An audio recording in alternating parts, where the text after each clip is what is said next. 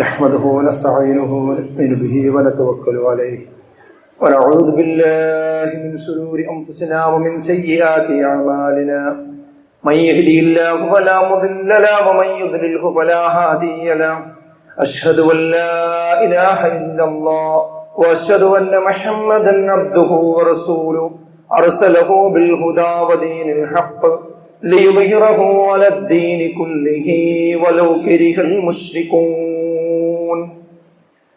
اللهم صل على محمد وعلى آل محمد كما صليت على إبراهيم وعلى آل إبراهيم إنك حميد مجيد.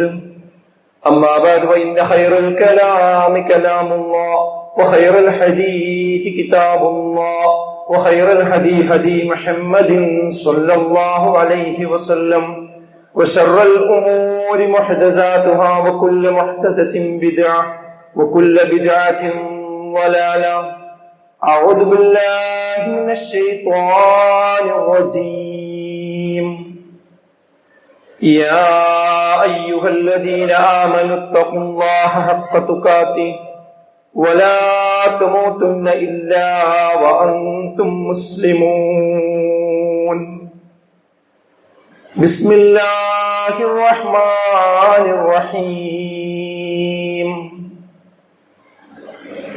ووضع الكتاب فترى المجرمين مشفقين مما فيه ويقولون يا ويلتنا ما لهذا الكتاب لا يغادر صغيرة ولا كبيرة إلا أحصاها ووجدوا ما عملوا حاضرا ولا يظلم ربك أحدا.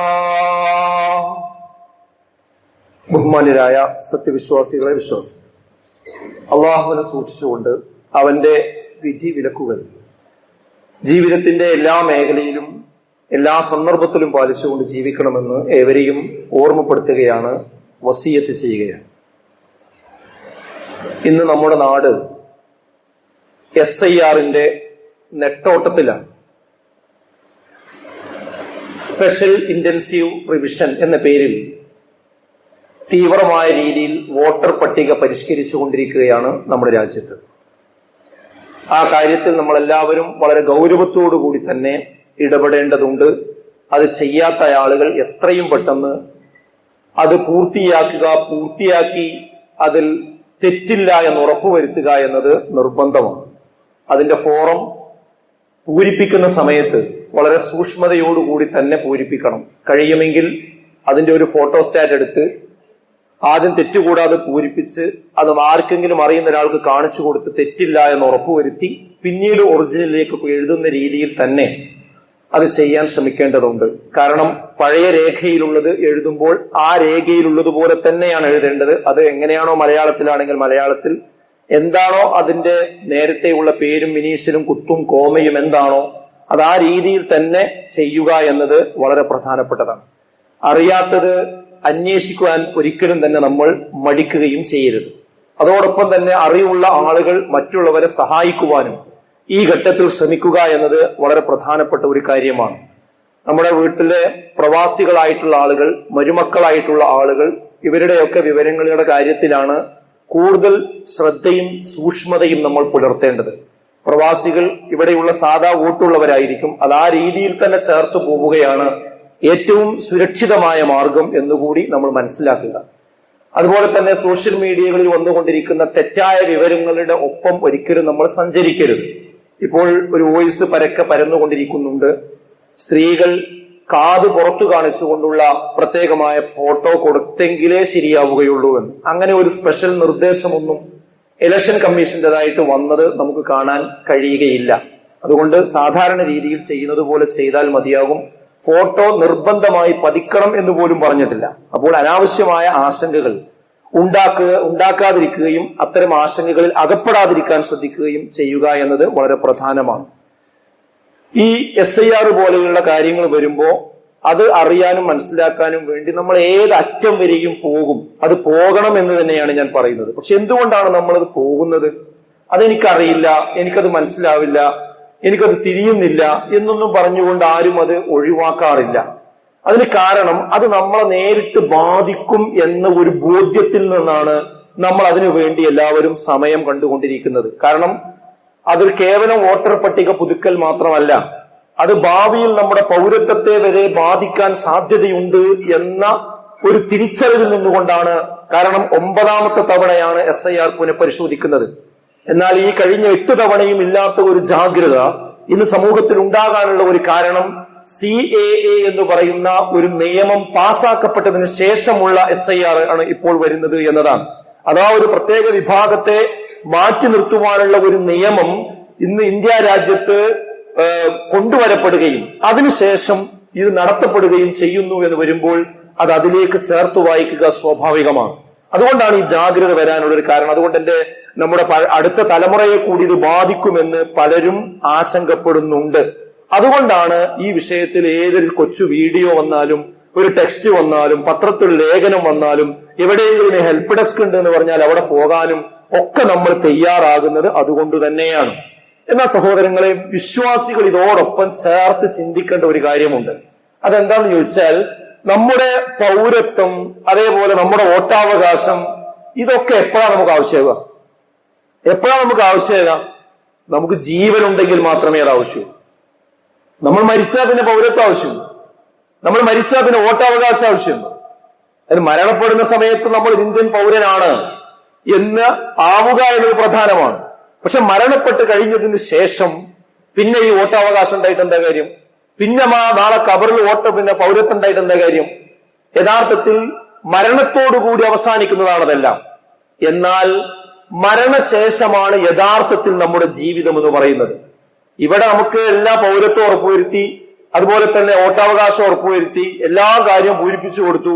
പിറ്റേ ദിവസം അറ്റാക്കായി മരിച്ചാലോ, പിറ്റേ ദിവസം ഒരു ആക്സിഡന്റിൽ മരണപ്പെട്ടാലോ, പിന്നെന്താ അതുകൊണ്ട് കാര്യം? എന്നാൽ മരണത്തോടുകൂടി ആരംഭിക്കുന്ന യഥാർത്ഥത്തിൽ ഒരു ജീവിതമുണ്ട്. അത് ഖബറിന് ശേഷമുള്ള ജീവിതമാണ്. ആ ജീവിതമല്ല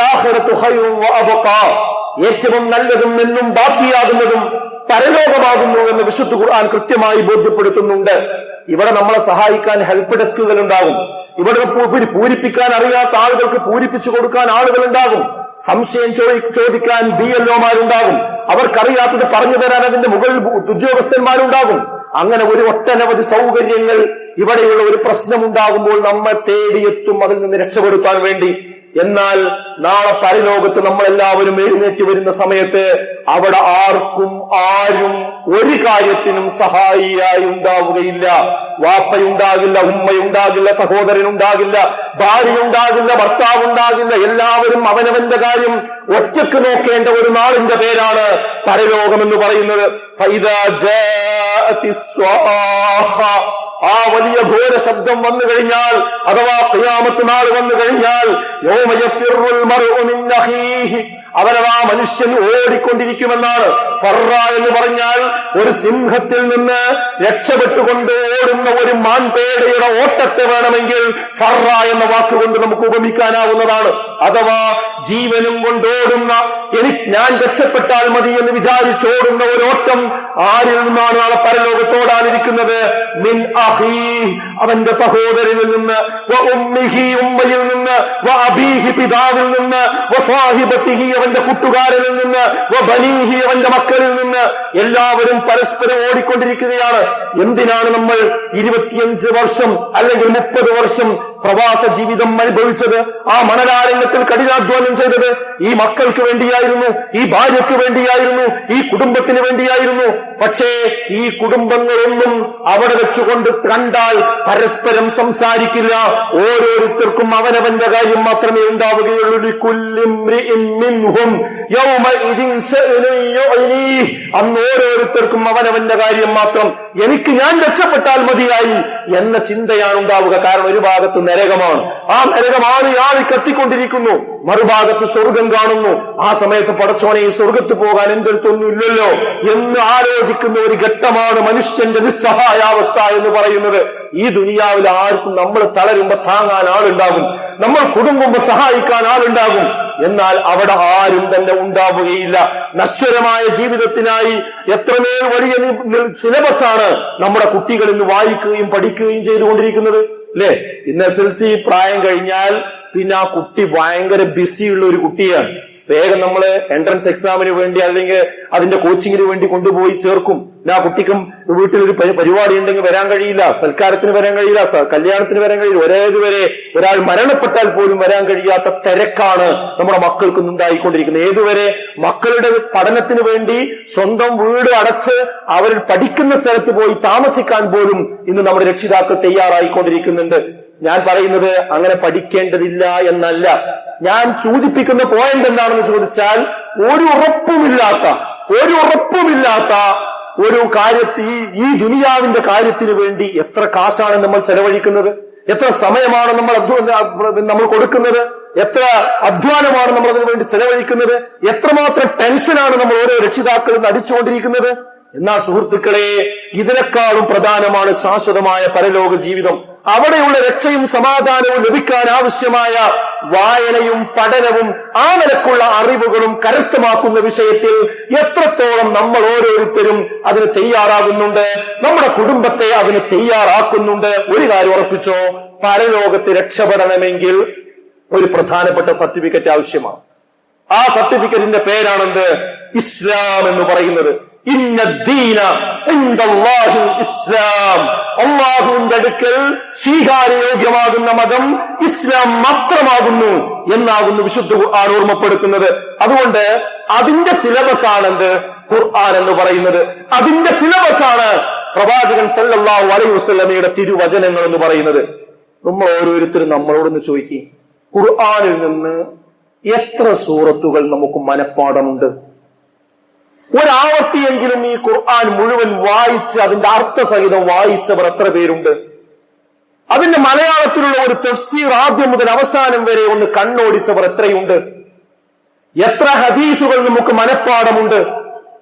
ഓരോരുത്തരും അവനോട് ചോദിക്കുക, അല്ലേ? എന്നാൽ എത്ര ഉദ്ധരണികൾ നമുക്കറിയാം, എത്ര സമവാക്യങ്ങൾ നമുക്കറിയാം? നമ്മുടെ മക്കൾ എത്രയാണ് കാണാപ്പാഠം പഠിച്ചുകൊണ്ടിരിക്കുന്നത്? അതൊന്നും വേണ്ടെന്നല്ല ഞാൻ പറയുന്നത്. പക്ഷെ അതിന്റെ ഒരു നല്ല സമയം നമ്മൾ ഇതിനും ശാശ്വതമായ ആ ലോകത്ത് രക്ഷപ്പെടാൻ വേണ്ടിയുള്ള കാര്യത്തിനും നമ്മൾ നൽകാനില്ലേ എന്നാണ് എന്റെ ചോദ്യം. ഈ ഇസ്ലാമിക പ്രമാണങ്ങളുടെ ആശയങ്ങൾ വിശദീകരിക്കുന്ന പ്രസിദ്ധീകരണങ്ങളുണ്ട്, ലേഖനങ്ങളുണ്ട്, പുസ്തകങ്ങളുണ്ട്. അതൊക്കെ സുഹൃത്തുക്കളെ നമ്മൾ വാങ്ങിക്കൊണ്ടുപോയി അവിടെ നമ്മുടെ ലോക്കറിൽ വെച്ചിട്ടാവും എന്നല്ലാതെ അത് എടുത്ത് വായിക്കുന്ന സ്വഭാവം എത്ര പേർക്കുണ്ട്? ഒരു ഇസ്ലാമിക ഗ്രന്ഥം കൃത്യമായി വായിക്കുന്ന എത്ര ആളുകളുണ്ട്? നമ്മൾ ഓരോരുത്തരും നമ്മളോട് ചോദിക്കുക. ഒരു ആവേശത്തിന് ചിലപ്പോൾ വാങ്ങി അവിടെ അലമാരയിൽ കൊണ്ടുവന്ന് വെച്ചിട്ടുണ്ടാവും, പക്ഷെ വായിക്കാൻ എത്ര പേര് ചെയ്യാറുണ്ട്? തൊട്ടടുത്തൊരു ഖുർആൻ ക്ലാസ് ഉണ്ടായിട്ട് ആ ഖുർആൻ ക്ലാസ്സിലേക്ക് സ്ഥിരമായി പോകുന്ന എത്ര ആളുകളുണ്ട്? എന്തിനധികം ഒരു ജുമുഅ നടക്കുന്ന സമയത്ത് പോലും ആ ഖുതുബ ഒന്ന് മുഴുവൻ കേൾക്കണം എന്ന വിശ്വാസത്തോടു കൂടി അതൊരു അജണ്ടയായി എടുത്തുകൊണ്ട് എത്ര ആളുകൾക്ക് വരാൻ കഴിയുന്നുണ്ട്? അവിടെ വെറുതെ വർത്തമാനം പറഞ്ഞു നിൽക്കും, അവസാനം നിസ്കരിക്കുന്ന സമയം നോക്കിക്കൊണ്ട് ഓടികാണ്ട് വരും. ഇതൊക്കെ ഒരു നെവർ മൈൻഡാണ്. ഞാനിത് പറയുന്നത് നമ്മുടെ മനസ്സിലേക്ക് ഇതൊരു ഗൗരവ വിഷയമായി പലപ്പോഴും വരുന്നില്ല എന്നാണ് നമ്മൾ മനസ്സിലാക്കേണ്ടത്. പല ആളുകളും വായിക്കാൻ ഒരു പ്രസിദ്ധീകരണം കൊടുത്താൽ പറയുന്നത് ഇസ്ലാമിക പ്രസിദ്ധീകരണമാണെങ്കിൽ പറയും ഇവിടെ വായിക്കാൻ ആരുമില്ല എന്ന് പറയും. ഇവിടെ വായിക്കാൻ ആരുമില്ല. ആ പറയുന്നത് കളവല്ലേ സുഹൃത്തുക്കളെ? പറയുന്നത് കളവല്ലേ? ആ പറയുന്ന വ്യക്തി വായിക്കേണ്ടവനല്ലേ? ആ പറയുന്ന വ്യക്തിക്ക് അത് ബാധകല്ലേ? എനിക്കതൊന്നും ബാധകല്ല. ഇവിടെ കുട്ടികളൊന്നുമില്ല, അങ്ങനെ ആൾക്കാർ പറയും. ഇവിടെ കുട്ടികളൊന്നുമില്ല, അവരൊന്നും വായിക്കൂല. നമ്മൾ വായിക്കണ്ടേ? ഒന്നുകിൽ അത് കളവാണ്, അല്ലെങ്കിൽ അഹങ്കാരമാണ്. അങ്ങനെ തന്നെ പറയേണ്ടി വരും. എന്താ അഹങ്കാരം? എനിക്കതൊന്നും വായിക്കേണ്ട കാര്യമില്ല, ഞാൻ അതൊക്കെ ഇതിന്റെ മേലെ, ഞാനൊക്കെ അതൊക്കെ പഠിച്ചതാണ്, എനിക്കറിയാത്തതൊന്നുമില്ല, അതല്ലേ ഇപ്പൊ വായിക്കണ്ടെന്ന് പറയുന്നത്. സുഹൃത്തുക്കളെ, നമുക്ക് എന്ത് ഇസ്ലാമിക വിവരമുള്ളത്? നമ്മൾ ഓരോരുത്തരും ആലോചിക്കണ്ടേ? അപ്പൊ വായിക്കുക എന്നത് പ്രധാനമാണ്. ചില ആളുകൾ സമയമില്ലെന്ന് പറയും. എന്നാൽ റസൂലുള്ളാഹി സ്വല്ലല്ലാഹു അലൈഹി വസല്ലം പറഞ്ഞത് എന്താ വിശ്വാസികളോട്? ത്വലബുൽ ഇൽമി ഫരീദത്തുൻ അലാ കുല്ലി മുസ്ലിമിൻ. കുല്ലി മുസ്ലിമിൻ, അതിന്റെ അർത്ഥം ആർക്കറിയാത്തത്? എല്ലാ മുസ്ലിമീങ്ങൾക്കും നിർബന്ധമാണ്, ഫരീദത്താണ്, ഫറളാണ്. എന്ത്? ത്വലബുൽ ഇൽമ്, അറിവ് കരസ്ഥമാക്കുക എന്ന്. അതിന്റെ അർത്ഥം എന്താ?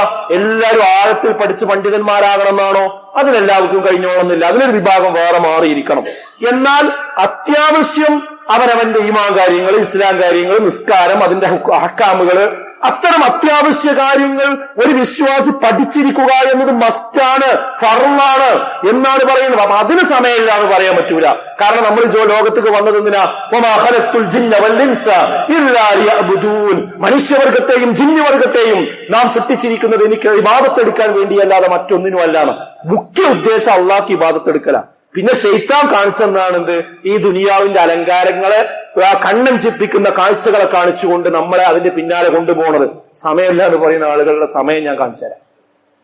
നിങ്ങൾ ഫോൺ എടുക്കുന്നത്, നിങ്ങളെ ഫോൺ എടുത്തിട്ട് നിങ്ങളെ കുട്ടികളോടൊരു ആപ്പിനെ പറ്റി ചോദിച്ചാൽ സ്ക്രീൻ ടൈം അറിയുന്ന ഒരു ആപ്പ് ഉണ്ട്. അതിൽ നോക്കിയാൽ ഒരു ദിവസം നിങ്ങൾ എത്ര സമയം ഫോണിന്റെ സ്ക്രീനിലേക്ക് നോക്കിയിരിക്കുന്നുണ്ട് എന്ന് കാണാൻ പറ്റും. ഇനി നോക്കാം, കഴിഞ്ഞ ദിവസത്തൊക്കെ എടുത്ത് നോക്കാം. അപ്പൊ നോക്കുമ്പോഴാണ് അറിയാ 2 മണിക്കൂർ, 3 മണിക്കൂർ, 4 മണിക്കൂർ, 5ഉം 6ഉം മണിക്കൂർ സ്ക്രീനിലേക്ക് നോക്കിയിരിക്കുന്ന സമയം ഉണ്ടാവും. അപ്പൊ എല്ലാ ചപ്പ് ചവറുകളും റീൽസുകളും ഓരോരുത്തർ ഉണ്ടാക്കിയിരുന്ന തമാശകളും കാണാൻ നമുക്ക് സമയമുണ്ട്. പക്ഷേ ഗൗരവമായ ഒരു വായനക്ക് പലപ്പോഴും സമയമില്ല എന്നതാണ്. അതിന് കാശില്ല എന്നാ. ചില ആൾക്കാർ കാശില്ല എന്ന് പറയും. ആ കാശില്ല എന്ന് പറയുന്ന ആള് ഇതിന് 10-500 രൂപ ആവശ്യം ഉണ്ടാവുള്ളൂ. എന്നാൽ കാശില്ല എന്ന് പറയുന്ന അതേ ആള് തന്നെ ഒരു ദിവസം വാഹനത്തിൽ എത്രയാണ് പെട്രോൾ അടിക്കുന്നത്? ഒരു ദിവസം ഒരു ഹോട്ടലിൽ കയറി സുഹൃത്തുക്കളോടൊപ്പം ഭക്ഷണം കഴിച്ചിറങ്ങുമ്പോ ബില്ല് എത്രയാണ് കൊടുക്കുന്നത്? അത് മതി ഒരു വർഷത്തിന് ഒരു പ്രസിദ്ധീകരണം വാങ്ങി വായിക്കാൻ, ഒരു ഇസ്ലാമിക പ്രസിദ്ധീകരണം വന്ന് വായിക്കാൻ. പക്ഷേ അതിന് കാശില്ല. ഇതൊക്കെ ശൈത്താൻ നമ്മളോട് പറഞ്ഞു തരുന്ന കാര്യങ്ങളാണ്. അതായത് ഇസ്ലാമിനെ പറ്റി പഠിക്കുക എന്നുള്ളതൊരു വിഷയമല്ല എന്നുള്ള കാര്യമാണ്. ദുർന്യായങ്ങൾ പറഞ്ഞ് വായനയും പഠനവും നമ്മൾ ഉപേക്ഷിച്ചാൽ നിർബന്ധമായും നാം വായിക്കേണ്ട ഒരു ഗ്രന്ഥം നമ്മുടെ കയ്യിൽ വരുന്ന ഒരു ദിനമുണ്ട്. അന്ന് നമ്മൾ കരയേണ്ടി വരും. അതെല്ലാവരും വായിക്കേണ്ടി വരും. എനിക്ക് നേരമില്ല, എനിക്ക് സമയമില്ല, ഞാൻ ഭയങ്കര തിരക്കേറിനാണ്, ഞാൻ ഡോക്ടറാണ്, ഞാൻ എഞ്ചിനീയറാണ്, ഞാൻ ഇവിടുത്തെ ഭയങ്കര രാഷ്ട്രീയക്കാരനാണ്, ഞാൻ ഭയങ്കര തിരക്കുള്ള ആളാണ്, നിങ്ങളെപ്പോലൊന്നുമല്ല എന്നൊന്നും പറഞ്ഞ് മാറി നിൽക്കാൻ അവിടെ കഴിയില്ല. ഏതാണ് ആ ഗ്രന്ഥം? കിതാബു, ഗ്രന്ഥം വെച്ച് നൽകും. അപ്പോൾ കുറ്റവാളികൾ കാണും. മുസ്ഫിഖീന, അവരെങ്ങനെ കാണും? പേടിച്ചരണ്ടവരായിട്ടാണ് അവർ കാണപ്പെടുക. മിമ്മാ ഫീഹി, അതിലുള്ളതിനെ പറ്റി അറിഞ്ഞ ശേഷം, അഥവാ അവന്റെ കയ്യിൽ ഗ്രന്ഥം ലഭിക്കുമ്പോൾ ആ ഗ്രന്ഥത്തിലുള്ള കാര്യങ്ങൾ അറിയുമ്പോ അവനതാ പേടിച്ചരണ്ടവനായി കാണും. എന്നിട്ട് അവനും പരിസരം മറന്നുകൊണ്ട് പറയും, അവര് പറയും, യാ വൈലത്തന, എന്റെ കഷ്ടമേ, എന്റെ നഷ്ടമേ, മാനിപാദൽ കിതാബ്, ഇതെന്തൊരു ഗ്രന്ഥമാണ്. ലാ യുഗാദിറു, ഇതിൽ വിട്ടുകളഞ്ഞിട്ടില്ലല്ലോ. സ്വഗീറത്തൻ വലാ കബീറ, ചെറിയൊരു കാര്യം പോലും എന്റെ ജീവിതത്തിന്റെ അഡപടലമുണ്ടായിരിക്കുന്ന എല്ലാ കാര്യങ്ങളിലും ചെറുതും വലുതുമൊന്നും വിട്ടുകളഞ്ഞിട്ടില്ലല്ലോ. ഇല്ലാ അഹ്സാഹ, ഇതിൽ രേഖപ്പെടുത്താതെ വിട്ടുപോയിട്ടില്ലല്ലോ. ഞാൻ ചെയ്ത എല്ലാ കാര്യങ്ങളും ഇതിൽ ഹാജരാക്കി കൊണ്ടുവന്നിരിക്കുന്നു. അതന്ന് വാപ്പ കണ്ടിട്ടില്ല, ഉമ്മ കണ്ടിട്ടില്ല, ഭാര്യ അറിഞ്ഞിട്ടില്ല, നാട്ടുകാരറിഞ്ഞിട്ടില്ല. ഞാൻ ഒറ്റയ്ക്ക് ചെയ്തതാണ്, ബെഡ്റൂമിൽ വെച്ച് ചെയ്തതാണ്, വിദേശത്ത് വെച്ച് ചെയ്തതാണ്, ടൂർ പോയപ്പോ ചെയ്തതാണ്, ഞാൻ കമ്പനി കൂടിയപ്പോ മദ്യപിച്ചതാണ്, ഞാൻ അങ്ങനെ പോയപ്പോ വ്യഭിചരിച്ചതാണ്. അതാരും അറിഞ്ഞില്ലല്ലോ. പക്ഷേ ഈ ഗ്രന്ഥത്തിൽ അതെല്ലാം ഉണ്ടല്ലോ. ചെറുതും വലുതുമൊന്നും വിട്ടുപോയിട്ടില്ലല്ലോ. എന്നിട്ട് അല്ലാഹു പറയാണ്, വലായുലിമു റബ്ബുക അഹദാ, അല്ലാഹു ഒരാളോടും അനീതി കാണിക്കുകയില്ല. നിങ്ങൾ ചെയ്തത് വെച്ചുകൊണ്ടേ നിങ്ങളെ വിചാരണ ചെയ്യുകയുള്ളൂ എന്നാണ്. അപ്പൊ സുഹൃത്തുക്കളെ, വായിക്കാനും പഠിക്കാനും ദീന് മനസ്സിലാക്കാനും നേരല്ല എന്ന് പറഞ്ഞ നെട്ടോട്ടോടി ദുനിയാവിന്റെ കാര്യം വരുമ്പോ നമുക്ക് എല്ലാ കാര്യത്തിനും നേരമുണ്ട്. ഞാൻ SIR ചെറുതാക്കി പറയല്ല, അതെല്ലാവരും ചെയ്യേണ്ട കാര്യം. പക്ഷെ ആ ഒരു മനസ്സ്, അതിലേറെ വലിയൊരു മനസ്സ് എന്തിനു വേണം? നാളെ പരലോകത്ത് പടച്ചോന്റെ മുമ്പിൽ നോക്കുമ്പോൾ രക്ഷപ്പെടാനുള്ള പണിക്ക് വേണ്ടേ? അതിന്റെ അറിവ് നമ്മൾ അറിയണ്ടേ? അത് അറിയണ്ടേ? അത് പഠിക്കാനുള്ള സദസ്സക്ക് പോകണ്ടേ? വായിക്കണ്ടേ? അതുകൊണ്ട് സുഹൃത്തുക്കളെ, ഈ ഒരു ചിന്ത കൂടി നമുക്ക് ഈ ഘട്ടത്തിൽ വേണം. ആ നിലക്ക് മുന്നോട്ട് പോകുവാനുള്ള തൗഫീഖ് അല്ലാഹു നമുക്ക് എല്ലാവർക്കും പ്രദാനം ചെയ്യുമാണ്. അൽഹംദുലില്ലാഹ് വസ്സലാത്തു വസ്സലാമു അലാ റസൂലില്ലാഹ് വഅലാ ആലിഹി വസഹ്ബിഹി അജ്മഈൻ. അമ്മാ ബഅദ്. ബഹുമാന്യരായ സത്യവിശ്വാസികളെ, വിശ്വാസികളെ, അല്ലാഹുവിനെ സൂക്ഷിച്ച് ജീവിക്കണമെന്ന് ഒരിക്കൽ കൂടി ഓർമ്മപ്പെടുത്തുകയാണ്, വസിയത്ത് ചെയ്യുകയാണ്. ഈ വർത്തമാന കാലഘട്ടത്തിൽ ഇസ്ലാമികമായ ഗൗരവമായ വായന ഉണ്ടായില്ലെങ്കിൽ എന്ത് സംഭവിക്കും? അത് ഒരുപക്ഷെ ചില ആളുകൾ വിചാരിക്കും, അതൊക്കെ ഈ പ്രസംഗിക്കും ക്ലാസ് എടുക്കും ചെയ്യുന്ന ആളുകളൊക്കെ പഠിച്ചാൽ പോലെ, ഞാൻ എന്തിനാ അത് വായിക്കണേ, ഞാൻ സാധാരണക്കാരനല്ലേ? എന്ന് ആരെങ്കിലും വിചാരിക്കുന്നുണ്ടെങ്കിൽ മനസ്സിലാക്കേണ്ട ഒരു കാര്യം, ഇസ്ലാമിനും ഇസ്ലാമിക സംസ്കാരത്തിനും നേരെ ഇന്ന് ഉയർന്നുകൊണ്ടിരിക്കുന്ന വെല്ലുവിളികൾ അറിയാതെ നമ്മൾ പോയി കഴിഞ്ഞാൽ നമ്മൾ അറിയാതെ ഇസ്ലാം വിരുദ്ധരുടെ അജണ്ടയിൽ നമ്മളും നമ്മുടെ കുടുംബവും അകപ്പെട്ടു പോകും. അതാ ശ്രദ്ധിക്കേണ്ടത്. സാധാരണക്കാര് ശ്രദ്ധിക്കേണ്ട ഒരു കാര്യമാണ്. എന്താണ് ഈ നാട്ടിൽ നടന്നുകൊണ്ടിരിക്കുന്നത്? ഇസ്ലാമിനും ഇസ്ലാമിക സംസ്കാരത്തിനും മുസ്ലിമീങ്ങൾക്കും എതിരിൽ വന്നുകൊണ്ടിരിക്കുന്ന കൂരമ്പുകൾ എന്താണ്? വിമർശനങ്ങൾ എന്താണ്? ആരോപണങ്ങൾ എന്താണ്? അതിന്റെ വേരുകൾ എന്താണ്? അതിന്റെ ഹിഡൻ അജണ്ടകൾ എന്താണ്? ഇതൊന്നും അറിയാതെ നമ്മൾ ജീവിച്ചാൽ, നമ്മുടെ പെൺമക്കൾ ജീവിച്ചാൽ, ഞാൻ പെൺമക്കൾ എന്ന് അടിവരടാൻ കാരണം നമ്മുടെ നല്ലൊരു വിഭാഗം പെൺമക്കൾ ഇന്ന് അത്തരം അജണ്ടയുടെ കോടാലി പിടികളായി മാറിയിട്ടുണ്ട്. അത് അവർക്ക് മനസ്സിലായിട്ടില്ല, കുടുംബങ്ങൾക്ക് മനസ്സിലായിട്ടില്ല. ഒറ്റ എക്സാമ്പിൾ ഞാൻ പറഞ്ഞുതരാം. നിങ്ങളെ കുട്ടിനോട് പോയിട്ട് ഡിഗ്രിക്ക് പഠിക്കുന്ന മകളോട് പോയിട്ട് മോളെ നിനക്കൊരു കല്യാണം ആലോചിക്കട്ടെ എന്ന് ചോദിച്ചു നോക്കി. എനിക്കിപ്പോ കല്യാണം വേണ്ടാന്ന് പറയും. ഇന്ന് അടുത്ത വർഷം പറ്റുമോ? അതും പറ്റൂല. അത് PG കഴിയട്ടെ, ഓരോന്ന് കഴിയട്ടെ എന്ന് പറയും. അവസാനം ചോദിക്കുമ്പോൾ പറയും എനിക്ക് കല്യാണം തന്നെ വേണ്ടെന്ന് പറയും. ഈ കല്യാണപ്പേട് ഉണ്ടാക്കിയത് ആരാ? അതിവിടെ ഇസ്ലാം വിരുദ്ധരുടെ ഒരു അജണ്ടയിൽ നമ്മുടെ മക്കൾ പോയി പെട്ടതാണ്.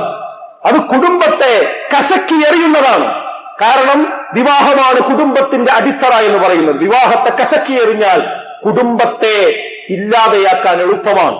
അത് വലിയ ഗൂഢാലോചനയുടെ ഭാഗമാണ്. അതിൽ നമ്മുടെ മക്കൾ അകപ്പെട്ടിരിക്കും. അപ്പൊ എന്താണ് ആ ഗൂഢാലോചന? അതാണ് LGBTQ ആക്ടിവിസം എന്ന് പറയുന്നത്. അതാണ് ജെൻഡർ പൊളിറ്റിക്സ് എന്ന് പറയുന്നത്. എത്ര ആളുകൾക്ക് അതറിയാം? ഇതൊക്കെ മനസ്സിലാക്കിയിട്ടില്ലെങ്കിൽ അതിനെ വായിക്കണം എന്ന് പറഞ്ഞത്, അതിനാ പഠിക്കണം എന്ന് പറഞ്ഞത്, അതിനാ കേൾക്കണം എന്ന് പറയുന്നത്. ഇതൊന്നും ഇല്ലെങ്കിൽ നമ്മളും നമ്മുടെ കുടുംബം തന്നെ എന്ത് ചെയ്യും? പ്രതിസന്ധിയിലാകും. ഓരോ സംഭവങ്ങൾ വരും. നോക്കൂ നിങ്ങൾ. ഇപ്പൊ ഡൽഹിയിൽ ഒരു സ്ഫോടനമുണ്ടായി. ആ സ്ഫോടനത്തിന്റെ പശ്ചാത്തലത്തിൽ ചിലർ ഉയർത്തിയ വാദമുഖങ്ങൾ ഇതിന് വലിയൊരു ഉദാഹരണമാണ്. ഒരു പുതിയ കോയിനേജ് കൊണ്ടുവരികയും ഒരു വാക്ക് കൊണ്ടുവരികയാണ്. എന്താ വാക്ക്? അവിടെ പിടിക്കപ്പെട്ടിരിക്കുന്നത് ചില ഡോക്ടർമാരെയാണ് എന്നാണ്. അതുകൊണ്ട് ആ ഡോക്ടർമാരായതുകൊണ്ട് തന്നെ ഇതിന് പേരിട്ടിരിക്കുന്നത് വൈറ്റ് കോളർ ടെററിസം എന്നാണ്. അങ്ങനെ പുതിയ ടെററിസം ഇന്ന് രൂപപ്പെട്ടു വരുന്നു, ഭീകരത രൂപപ്പെട്ടു വരുന്നു. ഇന്ന് മലയാള ചാനലുകൾ പോലും പറഞ്ഞുകൊണ്ടേയിരിക്കുകയാണ്. ഇവർ പറഞ്ഞു എത്തിക്കുന്നത് എന്താണെന്ന് വെച്ചാൽ, ഇവരൊക്കെ ഇങ്ങനെ ചെയ്യാനുള്ള കാരണം എന്ന് പറയുന്നത് ഇവർ ചാവേറുകളായി പൊട്ടിത്തെറിക്കുന്നതിന്റെ പിന്നിൽ ഒരു ആശയമുണ്ട്. ഇവർ റാഡിക്കലൈസ് ചെയ്യപ്പെട്ടിരിക്കുന്നു. ഏതാണ് ആ ആശയം? പരലോകമുണ്ട് എന്ന വിശ്വാസം കൊണ്ടാണ്. അത് രണ്ടാമതൊരു ജീവിതമുണ്ട്, പരലോകമുണ്ട്, സ്വർഗമുണ്ട് എന്നൊക്കെ വിശ്വസിക്കുന്നത് കൊണ്ടാണ് ഇവരിത് ചെയ്യാൻ കാരണം. എന്താ ആഖ്യാനം? അതായത് ഇവിടുന്ന് മരിച്ചാൽ, ചാവേറായി പൊട്ടിത്തെറിച്ചാൽ അവർക്ക് സ്വർഗം കിട്ടും എന്നൊരു വിശ്വാസമാണ് ഇവരൊക്കെ മനസ്സിൽ. അതുകൊണ്ട് ആ ആശയത്തെയാണ് ഇനി കൈകാര്യം ചെയ്യേണ്ടതെന്ന്. അതിന്റെ അർത്ഥം എന്താ? പച്ച മലയാളം പറഞ്ഞാൽ പരലോകമുണ്ട്, പടച്ചോണ്ട് എന്ന് പറയുന്നത് ഖുർആനല്ലേ, ഹദീസല്ലേ, ഇസ്ലാമല്ലേ? അപ്പൊ ഇനി കൈകാര്യം ചെയ്യേണ്ടത് ഈ മതത്തെയാണ് എന്ന് പച്ചക്ക് പറയണം. അതാരാ പറയണത്? അതാണ് ഞാൻ പറയുന്നത്. ഇസ്ലാം വിരുദ്ധ ശക്തികൾ വാടകക്കെടുത്ത കോടാലിപ്പിടികൾ മുസ്ലിം സമുദായത്തിൽ നിന്നുണ്ട്. മുസ്ലിം സമുദായത്തിന്റെ പേരുള്ളവരുണ്ട്. അവരെ കൊണ്ടാണ് പറയിപ്പിക്കുന്നത്. അവർ വന്ന് പത്രസമ്മേളനം നടത്തുക. എന്താ പത്രസമ്മേളനം? ഇന്ന ആളുകളൊക്കെ നിരോധിക്കണം നാട്ടിൽ നിന്ന്. അവരാണ് ഇത്തരം പ്രശ്നത്തിന്റെ ആശയത്തിന് പിന്നിലുള്ളത്. മുസ്ലിം നാമധാരികളെ പറയുന്നത്. അവരെ വ്യത്യസ്ത പ്ലാറ്റ്ഫോമിലേക്ക് രാഷ്ട്രീയ പ്ലാറ്റ്ഫോമിലേക്ക് എത്തുമ്പോൾ അവരെ കൊണ്ടാണ് പറയിപ്പിക്കുന്നത്. തൊട്ടുടനെ തന്നെ ഫേസ്ബുക്ക് പോസ്റ്റുമായി വേറെ കുറച്ച് ആളുകൾ വരും, എക്സ് മുസ്ലിം എന്ന് പറഞ്ഞിട്ട്. പേര് മുസ്ലിങ്ങളായിരിക്കും, പക്ഷെ ഇസ്ലാം വിട്ടിട്ടുണ്ടാവും അവര്. പക്ഷെ അവരുടെ പ്രൊഫൈലിലൊക്കെ ഞാൻ മുസ്ലിമാണ് എന്നുള്ളതൊക്കെ വരിക. അതിനെ എക്സ് മുസ്ലിം എന്ന് പറയാം. എന്നിട്ട് അവരിത് ഏറ്റുപിടിക്കുക. എന്നിട്ട് പറയുന്നത് ഈ പരലോക വിശ്വാസം അത് പ്രൊഫഷണൽ സമൂഹത്തിലും ഡോക്ടർമാരിലും എഞ്ചിനീയർമാരിലും ഒക്കെ ഈ മതബോധം ഉണ്ടാക്കുന്ന ആളുകൾ വലിയ കുഴപ്പക്കാരാണ് എന്ന രീതിയിലേക്ക് ആഖ്യാനിച്ചു കൊണ്ടുവരുന്നതാണ് ഇന്ന് നമ്മൾ കണ്ടുകൊണ്ടിരിക്കുന്നത്. യഥാർത്ഥത്തിൽ പരലോകബോധമുള്ളവർക്ക് ഒരിക്കലും ചാവേറാകാൻ കഴിയില്ല. അതെല്ലാവരും മനസ്സിലാക്കണം. ഈ വിമർശിക്കണവർ മനസ്സിലാക്കണം. കാരണം എന്താന്ന് വെച്ചാൽ, മരിച്ചു കഴിഞ്ഞാൽ രണ്ടാമത് ജീവിതം ഉണ്ട് എന്ന് വിശ്വസിക്കുന്ന ആളെ സംബന്ധിച്ചിടത്തോളം അവിടെ ചോദ്യം ഉണ്ട് എന്നുള്ളൊരു ഓർമ്മ അവനുണ്ടാവും. അതുകൊണ്ട് അവരത് ചെയ്യൂല. കാരണം എന്താ അറിയോ? കൊലയെക്കുറിച്ച് ഇസ്ലാമിന്റെ കാഴ്ചപ്പാടെന്താ? ആദ്യം ഉണ്ടായത് ആദം നബിക്കാണല്ലോ സന്തതികൾ ഉണ്ടായത്, 2 മക്കളുണ്ടായി അല്ലേ? അത് 2 പേരുണ്ടായപ്പോ അവര് അള്ളാന്റെ മാർഗത്തിന് നേർച്ച ചെയ്തു. ഒരാളെ നേർച്ച അള്ളാഹു സ്വീകരിച്ചു, മറ്റേ ആളത് സ്വീകരിച്ചില്ല. അപ്പൊ സ്വീകരിക്കാത്ത വ്യക്തി എന്തായി? മറ്റവനോട് യുദ്ധം ചെയ്യാൻ വേണ്ടി അവന്റെ നേരെ ആയുധം നീട്ടാൻ വേണ്ടി തുടങ്ങി. ആ സമയത്ത് ആ മുത്തക്കിയായ മകൻ പറയുന്നുണ്ട്. എന്താ പറഞ്ഞത്?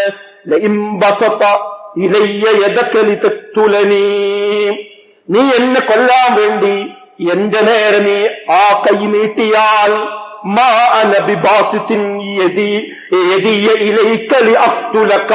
നിന്നെ കൊല്ലാൻ ഞാൻ തിരിച്ചു കൈ നീട്ടുകയില്ല. ഒരിക്കലും ഞാൻ ഇന്നെ കൊല്ലാൻ കൈനീട്ടുകയില്ല. കാരണം എന്താ? ഇന്നി അഖാഫുല്ലാഹ് റബ്ബൽ ആലമീൻ, ഞാൻ റബ്ബുൽ ആലമീനായ ആ പടച്ചതമ്പുരാനെ ഞാൻ ഭയപ്പെടുന്നുണ്ട്. ഇതാണ് ഇസ്ലാമിന്റെ വിശ്വാസം. ഒരിക്കലും നിരപരാധികളെ കൊല്ലുക എന്നത് ഇസ്ലാം അനുവദിക്കുന്ന ഒരു കാര്യമല്ല. ഹദീസിൽ പറഞ്ഞത് എന്താ?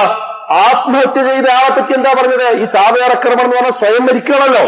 അതിനെപ്പറ്റി എന്താ ഇസ്ലാമിന്റെ കാഴ്ചപ്പാട്? ആ ആത്മഹത്യ ചെയ്ത ആൾക്കാർ നാളെ നരകത്തിൽ വരുന്നതാണ്. അവര് പർവ്വതത്തിന്റെ മുകളിൽ നിന്ന് ചാടിക്കൊണ്ടാണ് ആത്മഹത്യ ചെയ്തതെങ്കിൽ നരകത്തിൽ അവർ ഇനി ഇങ്ങനെ ചാടിക്കൊണ്ടേയിരിക്കും, അവർക്ക് മരണം ഉണ്ടാവില്ല. ഒരാൾ വയറിന് കുത്തിക്കൊണ്ടാണ് ആത്മഹത്യ ചെയ്തതെങ്കിൽ അയാൾ ഇരുമ്പിന്റെ ദണ്ട് കൊണ്ട് ആ നരകത്തിൽ ഇങ്ങനെ കുത്തിക്കൊണ്ടേയിരിക്കുമെന്നാണ്. ഒരാൾ വിഷം കഴിച്ചുകൊണ്ടാണ് ആത്മഹത്യ ചെയ്തതെങ്കിൽ അവൻ എല്ലാ കാലത്തും നരകത്തിൽ വിഷം കഴിച്ചുകൊണ്ടേയിരിക്കുമെന്നാണ്. ആത്മഹത്യ ചെയ്യുന്നതിനെ കുറിച്ച് ചിന്തിക്കുന്നവർ ആലോചിക്കുക. ഇത് ഫൈനൽ എക്സിറ്റ് അല്ല. ജീവിതം, മരണമെന്ന് പറയുന്നത് യഥാർത്ഥ ജീവിതത്തിന്റെ ഫസ്റ്റ് എൻട്രൻസ് ആണ് എന്ന ബോധം നമുക്ക് ഓരോരുത്തർക്കും വേണം. അതുകൊണ്ട് മുസ്ലിങ്ങളെ സംബന്ധിച്ചിടത്തോളം വളരെ സാധാരണയായി പൊട്ടിത്തെറിച്ച ഒക്കെ കഴിഞ്ഞു എന്നല്ല, നാളെ പരലോകത്തായും നരകത്തിൽ ശിക്ഷ ഉണ്ട്. അത് ഒരു വിശ്വാസിയും പരലോക വിശ്വാസിയും ഒരു നിലക്കോ ചാവേറായി പൊട്ടിത്തെറിക്കുകയില്ല എന്ന് മനസ്സിലാകും. പിന്നെ സാധ്യതകൾ ആരാ? പരലോകത്തിൽ വിശ്വാസമില്ലാത്തവർക്ക് ഒരുപക്ഷെ സാധ്യത ഉണ്ടാവും. കാരണം എന്താ? ഒരു പരലോകം പഠിച്ചൊന്നുമില്ല, ഇവിടെ നിന്ന് കഴിഞ്ഞാൽ ഇവിടെ കഴിഞ്ഞു എന്ന് വിചാരിച്ച് നടക്കുന്ന ആൾക്കാരാണെങ്കിൽ ഓരോ എന്തും ചെയ്യും. കാരണം ചോദിക്കാനും പറയാനില്ലല്ലോ. പക്ഷെ വിശ്വാസിയെ സംബന്ധിച്ചിടത്തോളം എങ്ങനെയല്ല, ഇവിടെ ആരെങ്കിലും അകാരണമായി എന്തെങ്കിലും ചെയ്താൽ അതിന് ഉത്തരം നാളെ പരലോകത്ത് പറയണമെന്ന് ബോധമുള്ളവരാണ് ആര്? വിശ്വാസികൾ എന്ന് പറയുന്നത്. പരലോകത്തിൽ വിശ്വാസമില്ലാത്തവർക്ക് എന്തുമാകാം. കാരണം എന്താ? ഇപ്പൊ നമുക്കറിയാം, ന്യൂസിലാൻഡിൽ 2019 ഒരു ഭീകരാക്രമണം ഉണ്ടായി. 2 മുസ്ലിം പള്ളികൾക്ക് നേരെയാണ് അവിടെ ഉണ്ടായത്. ക്രൈസ്റ്റ് ചർച്ച് എന്ന് പറയുന്ന ഒരു പ്രദേശത്ത് 2 മുസ്ലിം പള്ളികളിലാണ് ഭീകരാക്രമണം ഉണ്ടായത്. ഒരു ചെങ്ങാതി ചെന്നിട്ട് ഇങ്ങനെ പള്ളിയിൽ വെള്ളിയാഴ്ചിരിക്കുന്ന ആളുകൾക്ക് നേരെ നിറയൊഴിച്ചു, ഒന്നിച്ച് നിറയൊഴിച്ചു. ആ നിറയൊഴിച്ച് 51 പേർ തൽക്ഷണം അവിടെ വെച്ച് മരണപ്പെട്ടു. ഒരു പള്ളി മുഴുവൻ ചോരക്കളമായി മാറി. അവസാനം ആ വ്യക്തിയെ പറ്റി അന്വേഷിച്ചു. ആ വ്യക്തിയെ കുറിച്ച് പഠിച്ചപ്പോ മനസ്സിലാക്കിയപ്പോ ബ്രണ്ടൻ ഹാരിസൺ ടാരന്റ് എന്ന് പറയുന്ന ആ വ്യക്തി, അയാളെ മതം ചോദിച്ചു നോക്കുമ്പോ അയാൾക്ക് മതമല്ല എന്നാ പറഞ്ഞത്. അയാൾ ഒരു മതത്തിലും വിശ്വസിക്കാത്ത ആളാണെന്ന് പറഞ്ഞത്. ഫാർ റൈറ്റ് എക്സ്ട്രീം ആയിട്ടുള്ള ഒരാളായിരുന്നു അദ്ദേഹം, തീവ്ര വലതുപക്ഷത്തിന്റെ ആളായിരുന്നു എന്നതാണ്. ആലോചിച്ച് നോക്കി നിങ്ങൾ. അങ്ങനത്തെ ഒരാളാണ് ആ പണിയെടുത്തത്. അപ്പൊ എല്ലാവരും പറയണത് നിരീശ്വരവാദികൾ എല്ലാവരും ടെററിസ്റ്റുകളാണ് എന്ന് ഈ സംഭവം വെച്ച് പറഞ്ഞാൽ എങ്ങനെ ഉണ്ടാവും? അങ്ങനെയൊന്നുമില്ല. ഒരിക്കലും തന്നെ ഭീകരവാദത്തിന് മതമില്ല, മതത്തിൽ ഭീകരവാദവുമില്ല. അത് ചെയ്യുന്ന ആളുകൾക്ക് ഒരൊറ്റ മതമേ ഉള്ളൂ, അത് ഭീകരവാദമാണ് അവരുടെ മതം. അത് ഒരു മതത്തിലേക്കും ചേർത്ത് വെക്കണ്ട, മതമില്ലായിരുന്നതിലേക്കും ചേർത്ത് വെക്കണ്ട. പക്ഷെ ഇങ്ങനെ പറഞ്ഞ് തെളിയിക്കണമെന്നുണ്ടെങ്കിൽ നേരെ എതിരായ സംഭവങ്ങളാണ് ചരിത്രത്തിൽ കൂടുതലുള്ളത് എന്ന് നമ്മൾ മനസ്സിലാക്കണം. ദശലക്ഷക്കണക്കിന് ആളുകളെ കൂട്ടക്കൊല ചെയ്ത ആളുകളെ പറ്റി പഠിച്ചു നോക്കിയാൽ അവർ ഒരു മതത്തിലും വിശ്വസിക്കാത്തവരായിരുന്നു. അതിന് ചരിത്രത്തിൽ എമ്പാടും തെളിവുകൾ നമുക്ക് ഇഷ്ടം പോലെ തന്നെ കാണുവാൻ സാധിക്കും. 1ഉം 2ഉം ലോകമഹായുദ്ധങ്ങൾ എല്ലാവരും പഠിച്ചതല്ലേ?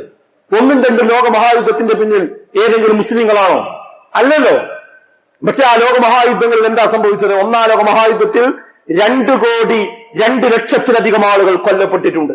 2ാം ലോകമഹായുദ്ധത്തിലാകട്ടെ 8 കോടിയിലധികം ആളുകൾ കൊല്ലപ്പെട്ടിട്ടുണ്ട്. ആകെ 10 കോടിയിലധികം ആളുകൾ കൊല്ലപ്പെട്ടതാണ് 1ഉം 2ഉം ലോകമഹായുദ്ധങ്ങൾ എന്ന് പറയുന്നത്. എന്നാൽ പലപ്പോഴും എന്താ? ഇസ്ലാം യുദ്ധത്തിന്റെ മതമാണ്, വാറിന്റെ മതമാണ്. മുഹമ്മദ് നബി യുദ്ധഭ്രാന്തനായിരുന്നു, ഒരുപാട് ആളുകളെ കൊന്നൊടുക്കിയവനായിരുന്നു എന്നൊക്കെയാണ് ഇത്തരം ആളുകൾ പറയാറുള്ളത്. എന്നാൽ പ്രവാചകൻ സല്ലല്ലാഹു അലൈഹി വസല്ലമ നേരിട്ടുമല്ലാതെയും പങ്കെടുത്ത മൊത്തം യുദ്ധങ്ങളുടെ കണക്കെടുത്തു നോക്കിയാൽ അതിൽ എത്ര ആളുകളാണ് കൊല്ലപ്പെട്ടത്? വെറും 1000-നും 1300-നും ഇടയിലുള്ള ആളുകൾ മാത്രം. 1ഉം 2ഉം ലോകമഹായുദ്ധത്തിൽ എത്രയാണ്? 10 കോടിയിലധികം ആളുകൾ. ആലോചിച്ച് നോക്കൂ. ഇപ്പൊ ഈ ഗസയിൽ നടന്ന നരനായാട്ടിൽ ഏകദേശം 3,00,000 ആളുകൾ അവിടെ കൊല്ലപ്പെട്ടിട്ടുണ്ട്. എന്നാൽ ഇസ്ലാമിക ചരിത്രം പരിശോധിച്ചാൽ വെറും 1300-ൽ താഴെ ആളുകൾ മാത്രമേ ആ യുദ്ധത്തിൽ കൊല്ലപ്പെട്ടിട്ടുള്ളൂ. എന്നിട്ടാണ് ഇസ്ലാം വലിയ പ്രശ്നമാണ്, മുഹമ്മദ് നബി വലിയ പ്രയാസമാണ് എന്ന് പറയുന്നത്. യഥാർത്ഥത്തിൽ ഇസ്ലാം സമാധാനമാണ്. ഇസ്ലാം മനുഷ്യജീവന് പവിത്രത നൽകുന്ന ഒരു മതമാണ്. ഇസ്ലാമിൽ ഒരു നിർബന്ധവുമില്ല. ലാ ഇക്റാഹ ഫിദ്ദീൻ, ഒരിക്കലും തന്നെ അതിൽ ബലാത്കാരമില്ല. പിന്നെ ഇസ്ലാമിന്റെ പേരിൽ അതിന് വേഷം ധരിച്ച ആളുകളെ ഇസ്ലാം വിരോധികൾ തന്നെ വാടകക്കെടുത്തുകൊണ്ട് തീവ്രവാദികളാക്കി മാറ്റുന്നുണ്ട്. അതാണ് ISIS എന്ന് പറയുന്നത്. ആ ISIS ഒരിക്കലും മുസ്ലിങ്ങളല്ല, അവർക്ക് മുസ്ലിം വേഷം മാത്രമേ ഉള്ളൂ. അവർ കൊല്ലുമ്പോൾ ലാ ഇലാഹ ഇല്ലല്ലാഹ് പറയുന്നത് മാത്രമേ ഉള്ളൂ. അതിന്റെ പിന്നിൽ സയനിസ്റ്റുകളാണ്, ഇസ്ലാം വിരുദ്ധരാണ്, അവരുടെ ചട്ടുകങ്ങളാണ്. അതുകൊണ്ടാണ് ആലു ഷെയ്ഖ് ആ ജനലക്ഷങ്ങളെ ഹജ്ജിന്റെ സമയത്ത് അറഫ മൈതാനിയിൽ ഒത്തുകൂടിയ ജനലക്ഷങ്ങളെ സാക്ഷിയാക്കി പറഞ്ഞത് ISIS-നെതിരിൽ എല്ലാവരും രംഗത്തിറങ്ങണമെന്ന് പറഞ്ഞത്. അതിനെല്ലാ മുസ്ലിം പണ്ഡിതന്മാരും തള്ളിക്കളഞ്ഞതാണ്. അപ്പൊ ഈ എക്സ് മുസ്ലിമീങ്ങൾ ഇസ്ലാം വിമർശകരുടെ കോടാലികളാണ്, കോടാലിപ്പിടികളാണ്, മെഗാഫോണുകളാണ്. അവർ മറ്റുള്ളവർ പറയുന്നത് മുസ്ലിം വേഷത്തിലും പേരിലും അവരുടെ ഫേസ്ബുക്കിൽ വന്ന് പറയുന്നു, അതൊരാഖ്യാനമാക്കുന്നു, എന്നിട്ട് ഇവിടെ ഇസ്ലാമിനെ മുസ്ലിങ്ങളെ ടാർണിഷ് ചെയ്യാൻ ശ്രമിക്കുന്നു എന്നതാണ് നമ്മൾ കണ്ടുകൊണ്ടിരിക്കുന്നത്. ഞാനിത് എന്തിനാ പറഞ്ഞത്? ഇതൊക്കെ മനസ്സിലാക്കിയാലേ ഈ കെണിയിൽ നമുക്ക് രക്ഷപ്പെടാൻ കഴിയുള്ളൂ. ഇല്ല ഇന്നല്ലെങ്കിൽ നാളെ നമ്മുടെ മക്കളടക്കം ഇത്തരം ആളുകളുടെ കോടാലിപ്പിടികളായി മാറും. അതുകൊണ്ട് നല്ലോണം വായിക്കണം, പഠിക്കണം. ആനുകാലികമായി ചർച്ച ചെയ്തുകൊണ്ടിരിക്കുന്ന ഇസ്ലാമിക വിഷയങ്ങളെ പറ്റി കൃത്യമായി നമ്മുടെ കുടുംബങ്ങൾ തിരിച്ചറിയണം. അങ്ങനെ യഥാർത്ഥ മുത്തക്കികളിൽ, മുഅ്മിനുകളിൽ അല്ലാഹു നമ്മേവരെയും ഉൾപ്പെടുത്തി അനുഗ്രഹിക്കുമാറാകട്ടെ.